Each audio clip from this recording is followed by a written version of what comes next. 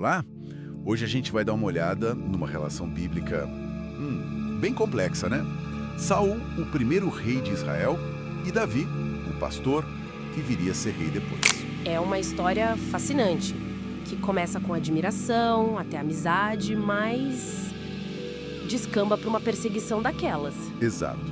A gente vai usar os livros de Samuel, claro, e alguns comentários para entender melhor essa dinâmica toda. A ideia é tentar entender, assim, o que estava por trás da inveja, do medo do Saul. Isso. Como essa perseguição aconteceu e o que essa narrativa toda nos diz sobre liderança, fé e as nossas próprias fragilidades humanas, talvez? Com certeza. Uma história muito rica. Ok. Então vamos lá, tentar desvendar isso. Para começar, o Davi surge como um herói, né? Derrota o gigante Golias, todo mundo fica impressionado. Sim, e ganha o favor do rei Saul. Chega até a tocar a harpa para ele, para acalmar o espírito perturbado do rei. E ainda rola aquela amizade super forte com o Jonatas, o filho do Saul. Davi era bem sucedido, querido por todos. Parecia um começo de ouro, né? Mas aí... Aí vem a virada. Aquela cena das mulheres cantando depois da batalha. Essa mesma. Saul feriu os seus milhares, porém Davi os seus 10 milhares.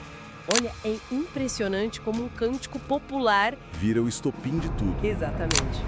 Mexeu direto na ferida do Saul, sabe? Aquela necessidade de aprovação, o medo de ser ofuscado. E a inveja começa a corroer ele por dentro. Totalmente. A partir dali, ele já olha para Davi com outros olhos, com suspeita. E não demora para essa suspeita virar, hostilidade mesmo. O texto até fala que o Senhor era com Davi. Isso deve ter sido terrível para o Saul. Aumentou o medo dele, a paranoia. Sim, e ainda tem a questão do mau espírito que atormentava o rei.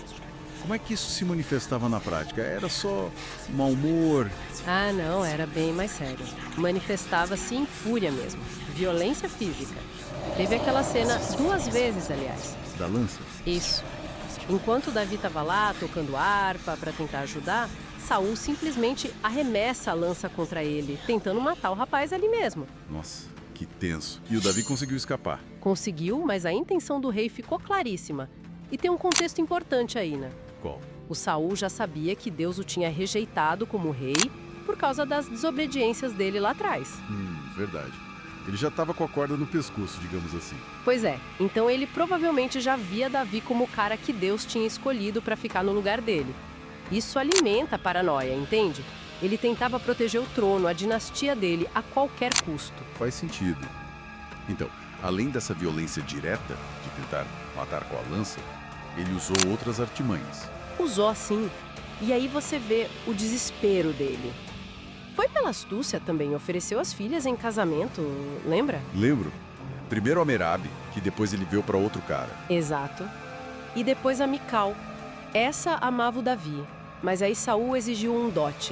Assim? Absurdo. Aquele dos 100 prepúcios de filisteus. Esse mesmo. Basicamente matar 100 guerreiros inimigos e trazer a prova. A ideia do Saul era óbvia, que o Davi morresse tentando. Que plano maquiavélico. Totalmente. Só que o Davi não só sobreviveu, como cumpriu a tarefa. Casou com a Mical e o medo do Saul só aumentou. Imagina. E aí ele partiu para ordens diretas. Sim, chegou a ordenar para o próprio filho, Jonatas, e para os servos. Matem Davi, abertamente. Que situação para o Davi. E aí ele teve que fugir, claro.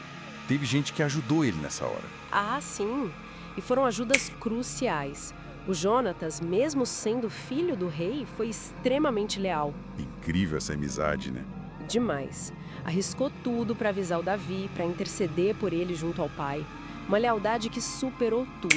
E a Mical, a esposa? Ela também. Ajudou ele a fugir pela janela quando os soldados do Saul cercaram a casa. No começo, ele também buscou ajuda com o profeta Samuel.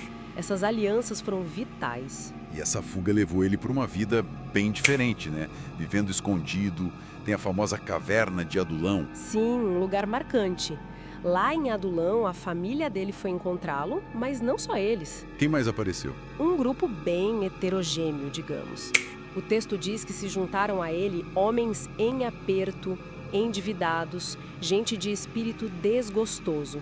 Basicamente, um bando de renegados. Quantos mais ou menos? Ou o líder deles ali, naquele esconderijo. É fascinante pensar nisso, né? Com certeza.